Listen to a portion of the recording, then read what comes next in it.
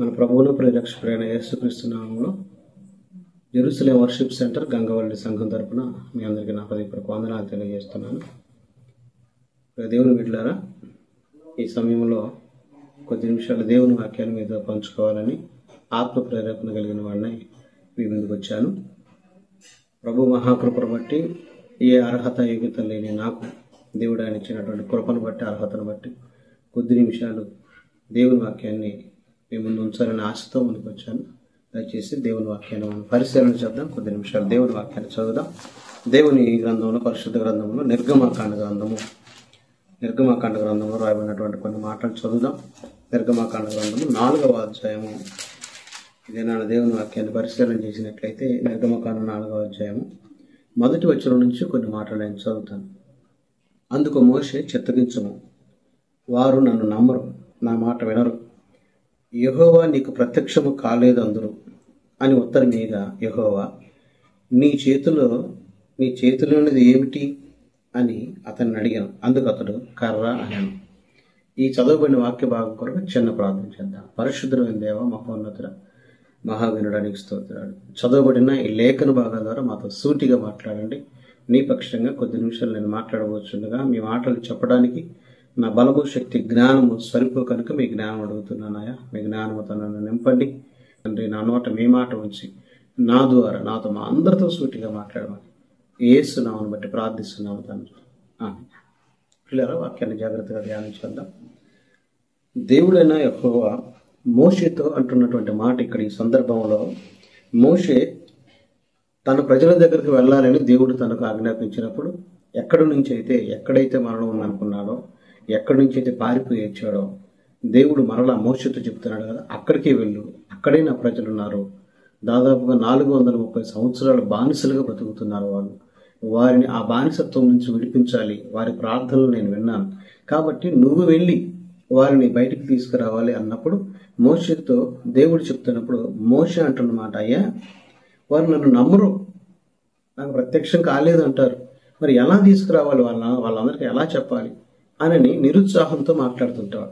ఇంకొక మాట చెప్పాలంటే, మోషే నిస్సహాయ స్థితిలో ఉన్నాడు ఆ సమయంలో.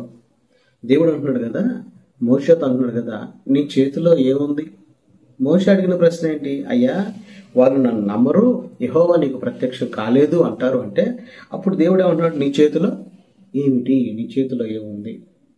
దేవుడు అద్భుతం చేయాలి అనుకుంటే మనం రక్త చేతులతో ఉన్నా సరే, తన చేతులు ఏమీ లేకపోయినప్పటికీ కూడా రక్త హస్తాలతో ఆయన దగ్గరకు వస్తే చాలు, చేతులు ఆయన వైపు చూపితే చాలు, అద్భుతం చేస్తాడు దేవుడు.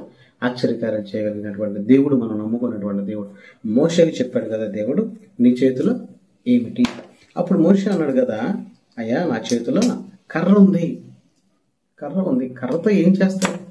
కర్ర వల్ల ఉపయోగం ఏమిటి అంటే, అక్కడ కర్ర ప్రాముఖ్యం కాదు కానీ దేవుని మాట ప్రాముఖ్యం. ఏమీ లేదు నా దగ్గర, నేను నిస్సహాయంగా ఉన్నాను, నా చేతిలో ఏమీ లేదు, అంతా అయిపోయింది అనుకుంటున్నావేమో కానీ దేవుడు నీతో మాట్లాడుతున్నాడు కదా, నీ చేతిలో ఏమున్నా లేకపోయినా, ఇన్ కేసు ఒకవేళ నిస్సహాయ స్థితిలో నిరాయుధుడుగా ఉన్నా సరే, నీ చేతిలో ఉన్నది సత్తువ లేనిదైనా సరే దేవుడు అద్భుతం చేస్తాడు. అర్థమైందా? దేవుడు మోషేతో ఏమన్నాడు, నీ చేతిలో ఏముందంటే, మోషే చెప్పిన మాట ఏంటి? కర్ర ఉంది. ఏం చేస్తుంది ఆ కర్ర వల్ల ఉపయోగం ఏమిటంటే, అద్భుతాలు దేవుడు మోషేకు ఆ కర్ర ద్వారా కానీ చూపించాడు. మోషే ద్వారా తన ప్రజలకు కూడా చూపించాడు. రండి దేవుని వాక్యంలోకి వెళ్దాం. కొన్ని నిమిషాలు కొన్ని మాటలు మనం ధ్యానం చేద్దాం. మొదటిగా ఈ కర్రను తీసుకోమన్నప్పుడు, ఆ కర్రను తీసుకుంటే దేవుడు చెప్పాడు కదా, ఆ కర్రను కింద పడే అంటాడు. ఆ కర్ర ఎండిపోయినటువంటి ఆ కర్రే, జీవము లేనటువంటి ఆ కర్ర దేనికి పనికిరాదు. ఏదో ఆ టైంలో ఇతన్ని వెళ్ళటానికి ఉపయోగపడేటువంటి సపోర్ట్గా ఉన్నటువంటి ఆ కర్రతోటే దేవుడు అద్భుతం చేశాడు. మొట్టమొదటి ఏంటంటే, ఆ కర్ర కింద పడేయమన్నప్పుడు అది పడవేయగానే అది పాము అయిపోయింది. వెంటనే మోషేకి భయం, అక్కడి నుంచి పరుగున అవతలకి వెళ్తాడు. మరలా దేవుడు పిలిచి, అది పాము అయితే దాన్ని తోక దాన్ని పట్టుకోగానే మరలా కర్ర అవుతుంది. అద్భుతం మొదలు పెడతాడు. ఏదైతే చేతిలో ఉందో, ఏదైతే నిస్సహాయ స్థితిలో లేకపోతే ఏదైతే చేతగాని స్థితిలో ఉన్నాను అనుకున్నావో అదే దాని ద్వారానే దేవుడు కార్యం చేస్తాడు. దాని ద్వారానే దేవుడు అద్భుతం చేస్తాడు. అర్థమవుతుందా? నా చేతులు ఏం లేదండి, నా జేబులు ఏం లేవండి, నాకు కొద్దిగా ఉందండి, కొంచెమే చాలు. ప్రభు దగ్గరకు వస్తే అద్భుతం చేయగలిగిన సమర్థుడు. ఇప్పుడు ఆ కర్రనే పాముగా చేశాడు. ఆ కర్రను ఉపయోగించుకుని దేవుడు అద్భుతం చేశాడు. చూడండి పరిశుద్ధ గ్రంథంలో నిర్గమకాండ గ్రంథంలో 7వ అధ్యాయం 20వ వచనంలో కూడా చూసినట్లయితే అక్కడ ఏటి నీళ్లను మోషే ఆ కర్రతో కొట్టగా నీళ్ళని రక్తం అయిపోయాయి. ఏముంది నీ చేతిలో అంటే ఉన్న దానితోనే అద్భుతం చేశాడు దేవుడు. ఏది ఉందో నీ చేతిలో, ఏది ఉందో నీ ఇంట్లో, ఏది ఉందో నీ మనసులో, ఏది ఉందో, ఏ ఆలోచన ఉందో ఆ ఆలోచన ప్రకారంగానే, అంటే ఆత్మీయంగా, భౌతికంగా, ఆరోగ్యపరంగా, పాజిటివ్గా ఏది ఉందో దేవుని విషయంలో నీకు చేత కదనుకున్నాను. కానీ దేవుడు ఏదైనా చేయగలిగిన సమర్థుడు. మోషకి చెప్పండి, నీ చేతిలో ఏది ఉందంటే కర్ర ఉంది. నిర్మోహమాటంగా చెప్పాడు, అయ్యా నా చేతిలో కర్ర ఉంది. ఆ కర్రతో దేవుడు అద్భుతం చేశాడు. మొదట చేసిందేమో కర్రతోటి పామును చేశాడు. అక్కడ అద్భుతం చేయడానికి ప్రారంభించాడు దేవుడు. రెండవదిగా నీళ్లు రక్తంగా మార్చాడు. 7వ అధ్యాయం 20వ వచనంలో రాయబడినటువంటి ఈ మాట. మరొకటి నిర్గమకాండం, అదే నిర్గమకాండంలో 8వ అధ్యాయంలో 16-17 వచనాలు చూసినట్లయితే ఆ కర్రతోటి ఆ దేశపు ధూళిని కొట్టు అన్నాడు. ఎందుకు అంటే తన ప్రజలను ఫరో రాజు రానివ్వట్ల. అందుకని దేవుడు అద్భుతం చేస్తాడు అక్కడ. ఆ కర్ర ద్వారానే అద్భుతం చేస్తాడు. అక్కడ ఆ దేశపు ధూళిని కర్రతో కొట్టమంటే మోషే ఆ కర్రతోటే ధూళిని కొడితే అక్కడ ఆ ధూళంతా పేలుగా మార్చబడుతుంది. పేలైపోతాయి, ఇలా నిండా పేలే. ఆ తర్వాత మరొక మాట చదివినట్లయితే నిర్గమకాండం 9వ అధ్యాయం 23-24 వచనాల్లో ఏ కర్ర అయితే దేవుడు ఉపయోగించమన్నాడో, ఏ కర్ర అయితే మోషే నా చేతిలో ఉందన్నాడో, ఏదైతే కర్ర ఉంది అక్కడ అద్భుతం చేశాడు ఆ కర్ర ద్వారా. ఆ కర్ర ద్వారానే దేవుడు ఉరుములు వడగళ్ళు పడేటట్టు చేశాడు. కర్రను చూపించు ఆకాశం వైపు అన్నాడు. ఆకాశం వైపు చూపిస్తే ఆకాశం నుంచి ఉరుములు వడగళ్ళు అద్భుతానికి సూచనగా వాడుకున్నాడు. అరచేతిలోనే ఆశీర్వాదం ఇచ్చాడు దేవుడు. దేవునికి స్తోత్రం కలిగిన అద్భుతం నీ చేతిలోనే ఉంది. అద్భుతం నీ చేతిలోనే ఉంచాడు. ఆ మోషే చేతిలో మోషకి అర్థం కాల, తన చేతిలో ఉన్న దాని ద్వారానే దేవుడు అద్భుతం చేస్తాడనే విషయం అర్థం కాలేదేమో. ఈ రోజు నీకు కూడా అర్థం కావడం, నిస్సహాయ స్థితిలో ఉన్నావేమో, వేదన పడుతున్నావేమో, బాధలు ఇబ్బందులు ఉన్నావేమో. నీ చేతిలో ఏది ఉంది దాన్ని పట్టుకొని ప్రార్థించు. ప్రభువా ఎంత ఉంది, ఏది ఉంది ప్రభువా, నేను నిస్సహాయ స్థితిలో రిక్తుడిగా ఉన్నావా, రిక్తహస్తాల, ఖాళీ చేతుల, ప్రభువా ఫీల్ చేయ, నింపు ప్రభు అని ప్రార్థన చేస్తే ఖచ్చితంగా దేవుడు అద్భుతం చేస్తాడు. ఆ ఎండిపోయిన కర్ర ద్వారా, మోషే చేతిలో ఉన్న కర్ర ద్వారా అద్భుతాలు జరిగించలేదు దేవుడు. కానీ గుర్తుపెట్టుకో, కర్ర దేవుడు కాలే, అక్కడ కర్ర కాలేదు దేవుడు కర్ర ద్వారా అద్భుతం చేశాడు. నీవు ఏదైతే పట్టుకుని ఉన్నావో, ఏది కలిగి ఉన్నావో దాని ద్వారా అద్భుతం చేస్తాడు దేవుడు. మరొక మాట కూడా చదివినట్లయితే నిర్గమకాండం 10వ అధ్యాయం 13-14 వచనాలు కూడా అని అంటాడు కదా, దేశం మీద నీ కర్రను చాపు అంటాడు. చాపితే మిడతలు వచ్చేస్తాయి.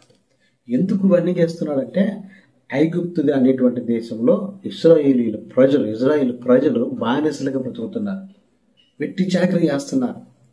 బైబిల్ రాయబడిన 430 సంవత్సరాలు బానిసలుగా బ్రతుకుతున్నారు.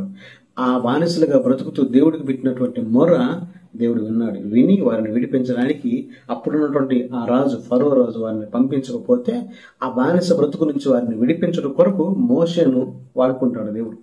మోషే నేను ఎలా వెళ్ళనయ్యా, నేను ఏం చేయాలయ్యా అంటే మోషే దగ్గర ఉన్న కర్ర ద్వారా దేవుడు అద్భుతం చేయడం మొదలు పెడతాడు. ఎందుకో తెలుసా? ఇవన్నీ ఎందుకు చేస్తున్నాడంటే విడుదల కోసం, బానిస బ్రతుకుల నుంచి విడుదల కోసం, బానిస సంఖ్యలను తెంపడం కోసమే. నీ చేతిలో ఏముందో దాని ద్వారా దేవుడు అద్భుతం చేయడానికి ప్రభు సిద్ధంగా ఉన్నాడు. అర్థమైందా? నువ్వు నిస్సహాయ స్థితిలో ఉండక్కర్లేదు. దేవుని నమ్ముకుంటే నాకు ఎందుకు ఈ శ్రమలు, ఎందుకు ఈ అవమానాలు, ఇలా వస్తున్నాయి, బలహీనతలు వస్తున్నాయి, రోగం అనుకుంటున్నావేమో, అది దేవుని మహిమ కొరకేనేమో. ఎందుకు ఆలోచించను? పాజిటివ్గా ఎందుకు ఆలోచించు? ప్రతిదీ కూడా ప్రజలు ఈ రోజున లోకం పోగొడు చూస్తూ ఉంటుంటే చాలా మంది నిస్సహాయ స్థితిలో ఉంటున్నారు. దేవుడు అద్భుతం చేయగలిగిన సమర్థులని నమ్మి కూడా బాప్తిసం తీసుకునే ప్రభు సన్నిధికి వచ్చి వాక్యం చెప్పి వాక్యం విని అద్భుతాలు చూసి ఆనందించినటువంటి ప్రజలు ఈ రోజున వెనక్కి వెళ్ళిపోయి ఏం చేస్తాడు దేవుడు, ఏం చేస్తాడు దేవుడు అనుకున్నాడు. ఏమైనా చేస్తాడు దేవుడు, ఏదైనా చేయగలిగిన సమర్థుడు దేవుడు. కాకపోతే నీవు ఆయన చేతుల కిందకి రావాలి, నీవు ఆయనకి అప్పగించుకోవాలి. మోషే చేసిన పని అదే. ఆ కర్ర ఉంది కదా, కర్ర తీసుకొని రా అన్నప్పుడు ఏముందయ్యా, దీనివల్ల ఏం ప్రయోజనం, ఏం చేస్తావు, ఏం చేయగలుగుతావు అనే నిస్సహాయ స్థితికి వెళ్ళలేదు. కానీ దేవుడు చెప్పినట్టుగా మోసే చేశాడు. దేవుడు అద్భుతం చేశాడు అక్కడ. ఇంకొక మాట కూడా చదువుదాం చూడండి. ఐగుప్తు నుంచి కానానికి వెళతా ఉంటే వెనక ఫరో సైన్యం తరుగుతూ ఉండాలని, మళ్ళీ ఫరో సైన్యం ద్వారా వస్తూ ఉంటే ఎదురేమో ఎర్ర సముద్రం అడ్డుగా వస్తుంది. మళ్ళీ ప్రజలు గొనుగుతూ ఉంటారు. అయ్యా ఏం చేయాలి ప్రభు, సముద్రం అడ్డుగా వచ్చిందయ్యా అంటే నీ కర్రను సముద్రం వైపు చాపు అంటాడు. ఆ కర్రతోటి అద్భుతం చేస్తాడు దేవుడు. ఏమండి, కర్ర లేకపోతే అద్భుతం చేయడం అంటే చేస్తాడు, కానీ నీవు కలిగి ఉన్నటువంటి ఒక ఆయుధం ఉంది చూసావా, ఆ ఆయుధం ద్వారానే అద్భుతం చేస్తాడు. ఏదైతే నీకు చేత కదా అనుకుంటున్నావో దాని ద్వారానే చేస్తాడు అద్భుతం. నిస్సహాయ స్థితిలో ఉన్న నీకు సహాయం చేయడానికి ప్రభు దిగి వస్తాడు. అర్థమైందా? నువ్వు నమ్మితే అద్భుతం చూస్తావు. నమ్ముట నీ వలనైతే నమ్మువానికి సమస్తము సాధ్యమన్నాడు దేవుడు. కాబట్టి వాక్యాన్ని నమ్ముదాం, ప్రభు నమ్ముదాం. నీకు ఏ స్థితిలో ఉన్నా సరే అద్భుతం చేస్తాడు దేవుడు. చెప్పాను కదా, అద్భుతం నీ చేతుల్లోనే ఉంచాడు దేవుడు. ఆనాడు అద్భుతము మోషే చేతులను ఉంచాడు దేవుడు. అర్థమవుతుందా? ఈ రోజున ఒక మాట నేను జ్ఞాపకం చేయదలుచుకున్నాను ప్రియులారా. దేవుని వాక్యాన్ని మనం జాగ్రత్తగా గమనించినట్లయితే యేసుక్రీస్తు ప్రభు వారు కూడా ఆయన దాదాపుగా 3 దినాలు కొండ మీదకి వెళ్ళి ప్రసంగం చేస్తున్నప్పుడు ప్రజలందరూ కూడా దేవుని వాక్యాన్ని ఆసక్తికరంగా వింటారు. ఆ తర్వాత వారికి అందరికి ఆకలి అవుతుందని చెప్పనేసి మాట శిష్యులు దేవునికి చెప్పినప్పుడు ప్రభు అంటారు కదా, మీరే వారికి వడ్డించిన భోజనం సిద్ధపరచాలని అన్నప్పుడు వారు మొత్తం వెతికితే 5 రొట్టెలు 2 చేపలు కనపడతాయి. ఆ 5 రొట్టెలు 2 చేపలు వాటితోనే ఉన్నవే అవి. వాటితో అద్భుతం చేశాడు దేవుడు. 5,000 మంది పురుషులు తిన్నారు. ఇంకా అనేక మంది ఉన్నారు అక్కడ, స్త్రీలు పిల్లలు అనేక మంది ఉన్నారు. వాళ్ళందరూ తిన్న 12 గంపలు మిగిలే. ఏది ఉందో నీ చేతిలో ప్రభువుకి సమర్పిస్తే దేవుడు అద్భుతం చేస్తాడు. దాని ద్వారా దేవుడు ఆశీర్వాదాన్ని కూడా కలగ చేయగలిగిన సమర్థుడని మనం నమ్ముదాం. ఈ సమయంలో నేను మాట చెప్తున్నాను ప్రభు పక్షంగా. నేను నమ్మిన నా దేవుడు, నువ్వు నమ్మినటువంటి మన దేవుడు అద్భుతం చేయగలిగిన సమర్థుడు. నీ చేతిలోనే ఆశీర్వాదం ఉంది, నీ చేతిలోనే అద్భుతం ఉంది. ప్రియులారా, గమనించిన దేవుని వాక్యంలో ఒక భక్తుడు ఏలియా గారు సారేపత్ అనేటువంటి గ్రామానికి వెళ్ళినప్పుడు అక్కడ విధవరాలు ఉంటుంది. ఆమె దగ్గరికి వెళ్ళినప్పుడు, ఇదంతా తెలిసిన సందర్భమే అని మీకు త్వరగా నేను చెప్తున్నాను. సారేపతి విధవరాల దగ్గరికి వెళ్ళినప్పుడు ఆమె ఆయనను చూసి నీళ్లు, కాళ్ళు కడుక్కోవడానికి నీళ్లు ఇచ్చి నీళ్లు తాగడానికి తీసుకొద్దామని వెళ్తా ఉంటే ఆయన అంటాడు కదా ఏలియా గారు, అమ్మ తినడానికి ఏమైనా తీసుకురా అంటాడు. అయ్యా, ఈ పూట తినడానికి మాత్రమే పట్టెడి పిండి నూనె ఉందంట, కొంచెమే పిండి ఈ పూటకి ఉందంటే ఆయన అంటాడు కదా, మొదట అప్పము నా దగ్గర తీసుకురా అంటాడు. మొదట సేవకుడికి ఇచ్చేది, మొదట దేవుడికి ఇచ్చింది. మొదట దేవుడికి ప్రాధాన్యత నువ్వు అద్భుతం చూస్తావు. ఆ కరువు కాలం అంతా కూడా ప్రతిరోజు పిండి అవ్వలేదు, నూనె అయిపోలేదు, ఊరతానే ఉన్నాయి. ఎందుకో తెలుసా? మొదటిది సేవకుడికి ఇచ్చింది. పిల్లరా, దేవునికి మొదట ఇస్తే ప్రాధాన్యతనిస్తే, సేవకుడికి ప్రాధాన్యతనిస్తే, మొదట ఉన్నది దేవుని చేతిలో పెడితే అద్భుతం చూస్తాం. అర్థమైందా? ఏమీ లేదు కదా, ఉన్నదే దేవుని చేతిలో పెట్టు. ఉన్నదే దేవుని సన్నిధిలో నువ్వు పరిచి ప్రార్థించి. ఒక మాట నేను జ్ఞాపకం చేయాలని ఆశపడతా ఉన్నాను ప్రియులారా. గమనించినట్లయితే నీ చేతిలో ఏమి ఉన్నా సరే ఏమి లేకపోయినా సరే అన్నాను కదా, ఒక మాట చెప్తాను. కానా అనేటువంటి గ్రామంలో యేసుక్రీస్తు ప్రభు వారు అక్కడ విందుకి లేదా వివాహానికి పిలువబడతారు. ఆ వివాహంలో ద్రాక్షారసం అయిపోతుంది. ద్రాక్షారసం అయిపోయిన తర్వాత మరియ తల్లి వచ్చి, అయ్యా ద్రాక్షారసం అయిపోయింది, వారందరూ కూడా కంగారు పడుతున్నారు, ఏదో ఒకటి చేయంటే ప్రభు వారు అక్కడ అన్నమాట, నా సమయం ఇంకా రాలేదంటారు. అయినప్పటికీ కూడా ఆ మరియమ్మ గారు వెళ్ళి తన శిష్యులతో, యేసుక్రీస్తు ప్రభు వారి శిష్యులతో చెప్తారు, ఆయన మీతో చెప్పింది చేయమంటారు. యేసుక్రీస్తు ప్రభు వారి దగ్గరికి వాళ్ళు వెళ్ళినప్పుడు అక్కడ ఉన్నటువంటి వాళ్ళు, అక్కడ ఉన్న పరిచారకులు, శిష్యులు కాదు పరిచారకులు వెళ్ళినప్పుడు, పరిచారకులు అయ్యా మరి ఏం చేయమంటారు అన్నప్పుడు అక్కడ 6 రాతి బాణలు ఉంటాయి, అవి ఖాళీగా ఉన్నాయి. అర్థమైందా? 6 రాతి బాణలు ఉన్నాయి కానీ అవన్నీ ఖాళీగా ఉన్నాయి, ఏమీ లేవు అందులో. ఏమీ లేని వాటిలో ప్రభు అన్నాడు కదా, వాటిలో నీళ్లు నింపండి అన్నాడు. నీళ్లు నింపండి. ఆ తర్వాత వాళ్ళు తీసుకెళ్ళి వాళ్ళని పోయమన్నాడు. వాళ్ళు తీసుకెళ్తుండగానే నీళ్లు ద్రాక్షారసంగా మార్చబడ్డాయి. అద్భుతం కదా! దేవుడు ఖాళీ అనుకున్న దానిలో ఫుల్ఫిల్ చేయమన్నాడు, నీళ్లు నింపమన్నాడు, కానీ అక్కడ కావాల్సిన ద్రాక్షారసం. ఒక మాట చెప్తాను, నువ్వు చేయాల్సిన పని నువ్వు చేయి, నువ్వు చేయలేని దానిని దేవుడు చేస్తాడు. నువ్వు ఏమి చేయకుండా దేవుడు అన్న నిష్ప్రయోజనాలు. ఎందుకంటే కొన్ని మాటలు చెప్తాను నేను, బైబిల్ గ్రంథంలో రాయబడినటువంటి మాటలు. లాజరు చనిపోయి సమాధి చేయబడి 3 దినాలు సమాధిలో ఉంటాడు. ప్రభు 4 రోజులు వస్తారు అక్కడికి. అక్కడ చనిపోయిన లాజరు లేచి బయటికి రా అంటే లాజరు లేచి వచ్చాడు, సజీవుడిగా వచ్చాడు. కానీ అక్కడ వాళ్ళకి చెప్తాడు కదా, సమాధి దగ్గర ఉన్నటువంటి బండను రాతిని డొల్లించండి అంటాడు. ప్రభు అలా అంటే వెళ్ళిపోద్ది కదా. ప్రభు దూతలు చెప్పినప్పుడు రాయి దొల్లించమని దేవుడికి ఆజ్ఞాపించినప్పుడు ప్రార్థన చేసినప్పుడు రాయి జరుగుద్ది కదా. కాదు. అక్కడ వారు చేయాల్సిన పనిని వారు చేస్తే వారి వల్ల కాని పనిని ప్రభు చేశాడు అక్కడ. అర్థమైందా? నువ్వు చేయాల్సిన పని నువ్వు చేయకుండా నేను రిక్తుని ప్రభు, నేనేం చేయలేను ప్రభు అంటే కుదరదు. ఇక్కడ నువ్వు చేయాల్సింది కనీసం ప్రార్థనలు చేస్తున్నావా? నీ చేతులు ఏమున్నదో దాన్ని దేవుడికి సమర్పిస్తున్నావా? రక్తహస్తాలతో ఉన్నావా? ప్రభు నీ కాలి చేతులతో ఉన్నానని దేవునికి సమర్పించుకుంటున్నావా? అది కావాలి. దేవుడు కోరుకునేది ఒకటే, ఆయన చేతుల దగ్గరికి రావాలి. ఆయన దగ్గరికి రావాలి. ఆ రాతి ఖాళీ రాతి బాణలో నీళ్లతో నింపిన తర్వాత ఆ నీళ్లు ద్రాక్షారసంగా అద్భుతంగా దేవుడు మార్చగలిగిన సమర్థుడు. ఇలాగ నేను చెప్పుకుంటూ పోయినట్లయితే అదే మోషే గారి చేతిలో ఉన్న కర్ర, ఆయన వాళ్ళ దారిలో ఎడారిలో వెళ్తా ఉంటే దాహం అయినప్పుడు అడుగుతారు, అయ్యో దాహం అవుతుంది, మా గొంతు ఎండిపోతుంది అంటే ప్రభువుకి మోషే ప్రార్థన చేస్తే ఆ కర్ర తీసుకుని బండలు కొట్టమంటాడు. ఆ కర్రతోనే బండలు కొడితే ఆ బండలో నుంచి నీళ్లు ప్రవాహంగా వస్తాయి. అవును పిల్లారా, దేవుడు అద్భుతం చేస్తాడు. ఎక్కడూ లేదు. ఆ అద్భుతం నీ చేతుల్లోనే పెట్టాడు దేవుడు. అది గమనించట్లా, అది గ్రహించట్లా. ఈ రోజున మనం దాన్ని గ్రహించినట్లయితే ఏది ఉంది నీ చేతిలో, ఏది ఉంది నీ ఇంట్లో. ఎలీషా గారు అంటాడు కదా, ఎలీషా శిష్యులో ఒక శిష్యుడు చనిపోతే అతను అప్పు చేసి చనిపోతాడట. ఆమె భార్య, శిష్యుడి భార్య దైవజనులతో అంటది, అయ్యా సేవకుడా, నీ శిష్యుడు అప్పు చేశాడు, అప్పు తీరడానికి అవకాశం లేదు, మేము ఏం చేయాలో అర్థం కావట్లేదు అన్నప్పుడు నీ ఇంటిలో ఏముంది అంటాడు. అర్థమైందా? అయ్యా మా ఇంట్లో ఒక కుండ ఉంది అంటాడు. అక్కడ ఉన్న ఆ కుండతోటే నూనె పోసి అక్కడ వేరే అరుగు తీసుకురండి కుండలు అన్నప్పుడు అరుగు తీసుకొస్తారు, ఆ నూనె అమ్ముకొని ఆ బాకీలు తీర్చుకున్నారు. అద్భుతం కదా. నీ ఇంటిలో ఉన్నదానితోటే, నీ చేతిలో ఉన్నదానితోటే, నీ జేబులో ఉన్నదానితోటే, నీ ఆలోచనలో ఉన్నదానితోనే దేవుని అద్భుతం చేస్తాడు. కాకపోతే నువ్వు ఆయనకు సమర్పించుకోవాలి, ప్రభువును నమ్మాలి. దేవుడు ఏదైనా చేయగలిగిన సమర్థుడు, ఖచ్చితంగా దేవుడు చేస్తాడనే విశ్వాసంతో ఆయన చెంతకు వస్తే, ప్రభు దగ్గరకు వస్తే ఖచ్చితంగా దేవుడు మన జీవితాల్లో అద్భుతం చేయగలిగినటువంటి సమర్థుని మనం నమ్ముకొని ఉన్నాం. కాబట్టి ఏమాత్రం సందేహంగా ఉండొద్దు, ఏమాత్రం సందేహంగా ఉండొద్దు. ప్రభువుని నమ్మండి, ప్రభువుని నమ్ముదాం. దేవుడు అద్భుతం చేస్తాడు, ఆశ్చర్యాలు చేయగలిగిన సమర్థుడైన మనం నమ్ముకున్నటువంటి దేవుడు. ఏ స్థితిలో ఉన్నాం ఏమండి? హాగరు అబ్రాహాం గారి రెండవ భార్య అనొచ్చు, ఉపపత్ని అనొచ్చు. ఆవిడ వెళ్ళిపోయిన తర్వాత ఎడారిలో ఏదీ లేదు, దాహం అవుతుంది. ఆ కొడుకుని తీసుకుని ఒక చోట పడేసింది. అయ్యో నా బ్రతికి ఏమైపోయిందని నిస్సహాయ స్థితిలో ఉన్నప్పుడు, దేవుడికి మొరపెడుతున్నప్పుడు దేవుడు అక్కడ ఏమీ లేని స్థలంలో నీటి బుగ్గను రప్పించలేదా? అద్భుతం చేయలేదా దేవుడు? ఎంత ఆశ్చర్యకరుడండి, ఎంత ఆశ్చర్యకరుడండి. ఒక్కటే దేవుడు కోరుకునేది, ఆయన దగ్గరికి రావాలి, ఆయన నమ్మాలి, విశ్వాసంతో నువ్వు ప్రార్థించాలి, అడగాలి. నీ చేతిలోనే దేవుడు అద్భుతం ఉంచాడు, నీ నోటిలోనే అద్భుతం ఉంచాడు. పాజిటివ్గా మాట్లాడు. నా దేవుడు నన్ను ఏవైనా ఆశీర్వదించగలిగిన సమర్థులను నమ్ము, ఆ మాట ప్రకారం అద్భుతం చూస్తాను. ఈరోజు నేను జ్ఞాపకం చేస్తున్నాను, నీ చేతిలోనే, నీ అరచేతిలోనే అద్భుతం నీ చేతిలోనే ఉంది. ప్రియులారా, గమనించావా?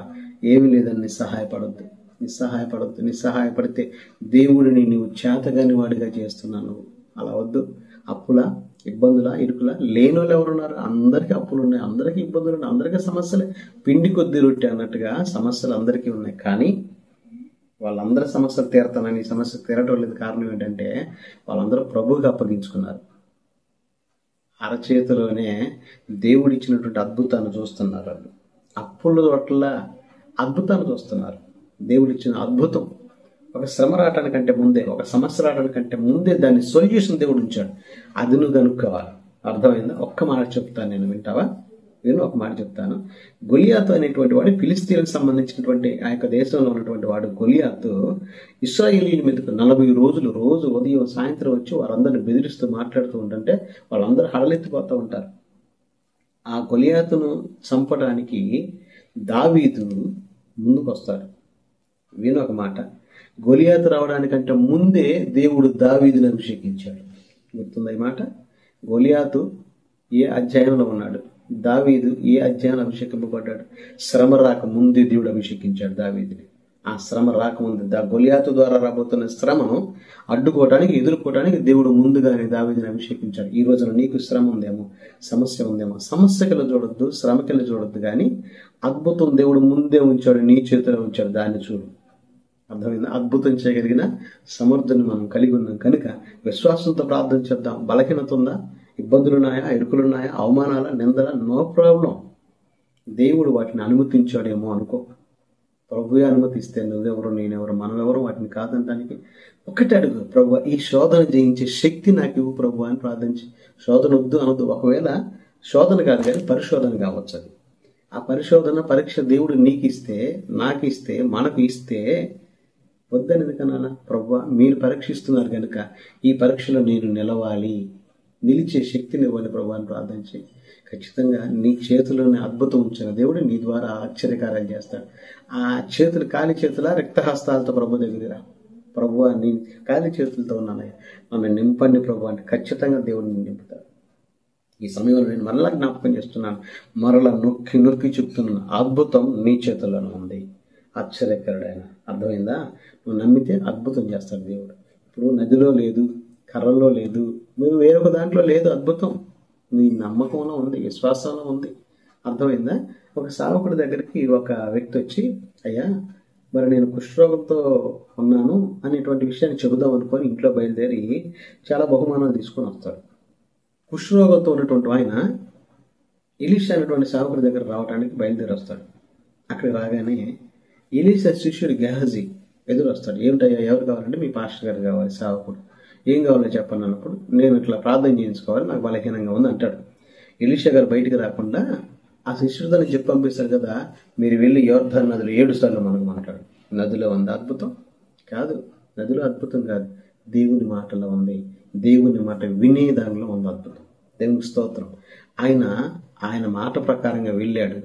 నమ్మలేదేమో కానీ, అనుమానంగానే మునిగాడేమో కానీ, ఎవరు ప్రేరేపిస్తే మునిగాడేమో కానీ అద్భుతం జరిగింది అక్కడ. అలాగని నేలల్లో దేవుడు ఉన్నాడా? కాదు కాదు కాదు. కర్రలో దేవుడు ఉన్నాడా? లేదు. ఆ పిండిలో దేవుడు ఉన్నాడా? నూనెలో దేవుడు ఉన్నాడు? కాదు. నువ్వు నమ్మిన విశ్వాసంలో దేవుడు ఉన్నాడు. నువ్వు నమ్మితే అద్భుతం చూస్తావు. అందుకని నేను చెప్తున్నాను కదా, అద్భుతం నీ చేతుల్లోనే, అద్భుతం నీ మనసులోనే, అద్భుతం నీ నమ్మికలోనే. నువ్వు నమ్మితే దేవుని మహిమ చూస్తావు. కనుక నమ్ముదాం, విశ్వాసంగా ప్రార్థన చేద్దాం.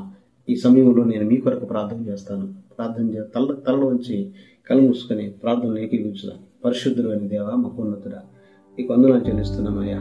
ఈ సమయంలో నీ బిడ్డలందరినీ బట్టి నాయన, ఈ సమయంలో నేను మాట్లాడటానికి మీరు చూపిన కృపను పట్టుకున్నాను. నా మట్టుకు నేనైనా మేమైన ప్రభువా అయ్యా, ఏమి లేని నిస్సహాయకులుగా ఉంటున్నాం. ఈ సమయంలో మీ పాదాలు పట్టుకుని అడుగుతున్నాం ప్రభువా, మీరు మాట్లాడారు, నీ చేతిలో ఏముంది, నీ ఇంటిలో ఏముంది? అవును ప్రభా, మా చేతిలో అది నేను జీవము లేనిదైనా అద్భుతం చేయగలిగిన సముద్రుడు దేవుడు ప్రభు. అయ్యా, నీకు స్తోత్రాలు చేస్తున్న కృప చూపండి, సహాయం దయచేయండి ప్రభా, సహాయం దయచేయండి. ఎందరూ నిరుత్సాహంగా ఉన్నారు ఇది నన్ను, ఎందరైతే ప్రభా నిరుత్సాహ స్థితిలోనైనా ఆత్మహత్య చేసుకోవాలి, చనిపోవాలి, ఇక నాకు ఎందుకు బ్రతకనుకుంటున్నారేమో, కానీ లేదు లేదు లేదు, నీవు ఆత్మహత్య తలం పుట్టించేవాడు కాదు ప్రభు, అద్భుతం చేసేవాడు. ఆ అద్భుతం ఎక్కడో లేదు, మా నమ్మకంలోనే ఉంది, మా చేతిలోనే ఉంది. తండ్రి నీకు స్తోత్రాలు. బిడ్డలందరూ కూడా నాయన విశ్వసిస్తున్నా, మేము నిరుత్సాహ స్థితిలో ఉన్న వారందరూ దీవించండి ప్రభు. అయ్యా, నీ నమ్మకాన్ని బట్టి నీ కార్యం జరుగుతున్నారు కదా, మేము నమ్ముతున్నాం. అద్భుతం వారి కుటుంబాల్లో జరుగునుగా కానీ ప్రార్థిస్తున్నాం. ఏ కుటుంబాల్లో వింటున్నటువంటి వారి కుటుంబాల ప్రభు దీవించబడారని ఆయన. ఈ కుటుంబంలో ప్రభు ఇదిగో ప్రభు వారి ప్రార్థనలు ఏకీవిస్తున్నారు. వారి కుటుంబాల శ్రమలు, సమస్యలు, ఇబ్బందులు, ఇరుకులు, అవమానాలు, నిందలు, అప్పులు, బాధలు ఉన్నాయేమో యేసు నామములో అవి తొలగింపబడినగా కానీ ప్రార్థిస్తున్నాను. అవి కారణం ఏంటి తండ్రి? మీరు ఒక మాట చెప్తున్నారు, నీ చేతిలో ఏముంది? అవును ప్రభు, అది ఖాళీగా ఉంటే నీకు సమర్పించుకుంటేనే కార్యం జరుగుతుంది, నేను నమ్మితేనే కార్యం జరుగుతుంది. కనుక విశ్వాసంతో వారు ప్రార్థనలు ఏకీవిస్తున్నారయ్యా. అద్భుతం చూపించండి ప్రభు, అద్భుతం జరిగించండి, ఒక మార్గాన్ని చూపించండి, ఆ మార్గంలో నడిపించండి. వారు అప్పుల భారము నుంచి తొలగించుకునేటువంటి భాగ్యాన్ని దయచేయండి. అప్పులు ఎలా తీర్చాలో ప్రభు మార్గాన్ని సరళం చేయండి, ఒక దారి చూపించండి, ఒక పనిని చూపించండి ప్రభు. నీకు స్తోత్రం. నిందలు, అవమానాలు ఉన్నాయా ప్రభు, నీ నిమిత్తం నిందింపబడితే 100 రెట్లు ఆశీర్వాదం అన్నారు ప్రభు. అటు ఆశీర్వాదం దయచేయండి. ఒకవేళ సావుకులుగా ఉన్నటువంటి వారు ఎవరైనా ఈ మాటలు వింటుంటే, సావుకుడా నిస్సహాయ స్థితిలో ఉన్న వాళ్ళు లేదు నీ చేతిలో ఏది ఉందో దాని ద్వారా దేవుడు అద్భుతం చేస్తాడని తండ్రి వారు విన్నటువంటి మాటను బట్టి నీకు కృతజ్ఞతా స్థుతులు చెల్లిస్తున్నాను. ఈ వాక్యము ప్రతి హృదయంలో కూడా ఫలించడానికి తగిన సహాయం దయచేస్తూ వీళ్ళందరినీ దీవించి వారిని చేస్తున్నామని యేసయ్య ఘనమైన నామమును బట్టి ప్రార్థన సమర్పిస్తున్నాం తండ్రి. ఆమేన్, ఆమేన్, ఆమేన్. తండ్రి, కుమార, పరిశుద్ధాత్మ త్రియేక దేవుని దీవెన ఆశీర్వాదం దేవుడు మనకు అనుగ్రహించుగాక. అందరికీ వందనాలండి. అందరికీ దైవ దీవెనలు తెలియజేస్తున్నాను. మరొకసారి నేను మీకు జ్ఞాపకం చేస్తున్నాను, యెరూషలేం వర్షిప్ సెంటర్, గంగవల్లి గ్రామం, అది కృష్ణా ఎన్టీఆర్ జిల్లా ఆ ప్రాంతంలో చిన్న పల్లెటూరు. ఆ పల్లెటూరులో మేము సేవా పరిచయం చేస్తున్నాం. మా సంఘం కొరకు, మా కుటుంబం కొరకు మీరందరూ ప్రార్థన చేయండి. మేము మీ కొరకు నిత్యం ప్రార్థనలో జ్ఞాపకం చేసుకుంటామని మనం చేస్తున్నాను. అద్భుతం నీ చేతుల్లోనే దేవుడు ఇచ్చాడు కనుక విశ్వాసంతో ప్రార్థించి అద్భుతం చూస్తాం. అట్టి కృప దేవుడు దయచేయండి గాక. ఆమేన్. అందరికీ వందనాలు. Praise the lord.